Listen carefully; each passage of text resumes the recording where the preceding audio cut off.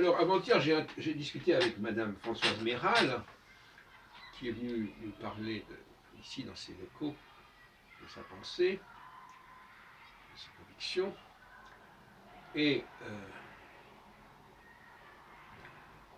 nous sommes arrivés à la conclusion, notamment, que le progrès technologique va été de mieux comprendre l'origine de notre humanité, les fondements de nos civilisations. Alors, c'est un problème assez complexe, puisque nous avons parlé de la réincarnation, en lui faisant remarquer que toutes ces histoires d'annales akashiques, de programmation pour déterminer quel genre de vie on aura dans une prochaine réincarnation, etc. Tout ça laissait entendre une structure informatique d'une très grande complexité,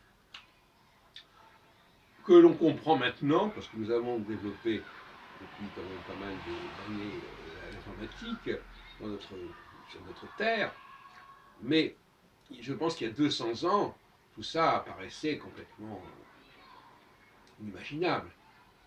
Donc ça montre bien que l'informatique, par exemple, nous permet de comprendre des travaux sur le karma, par exemple. L'autre point, c'est l'astrologie. La naissance de l'astrologie, l'apparition de rapports entre l'homme et les astres, contrairement à ce qu'on croit, ne relève pas de la nature, mais c'est d'une technologie, d'une biotechnologie, où on connecte on programme les humains, ou certains humains, pour scanner le cosmos, pour réagir à un certain nombre de configurations bien définies, qui déterminent des comportements bien précis, et par conséquent, là encore, on en est encore très loin, là par contre.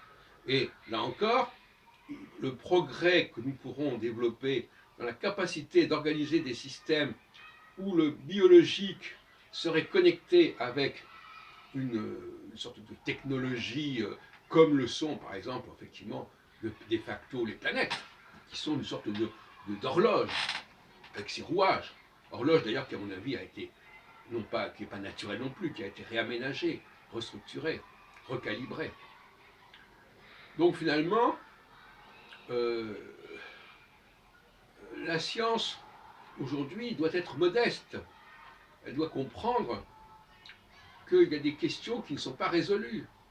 La question de la race n'est pas résolue. La question des juifs n'est pas résolue. La question des femmes n'est pas résolue.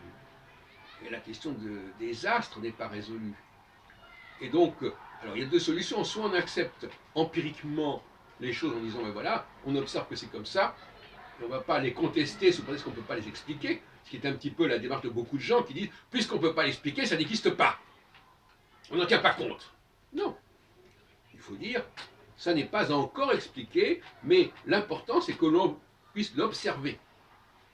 Et jusqu'à preuve du contraire, l'être humain est capable d'observer les choses. Et l'enfant qui naît est capable d'observer les choses, même s'il ne sait ni les nommer, ni les qualifier, ni les expliquer. Alors la dictature de l'explication, non.